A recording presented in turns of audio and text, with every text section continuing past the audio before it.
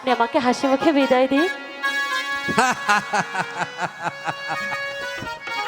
মা রেখা, ঠিক আছে, কিন্তু তুমি তাড়াতাড়ি চলে আসবে। ঠিক আছে পিতা, আমি যাব আর আসবো। এই তো আমার লক্ষ্মী পিতা।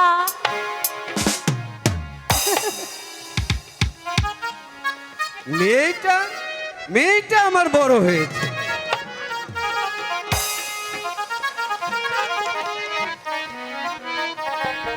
এখন যদি সে ফুল বাগানে যেতেই চায় তাহলে তো আমি না করতে পারি না।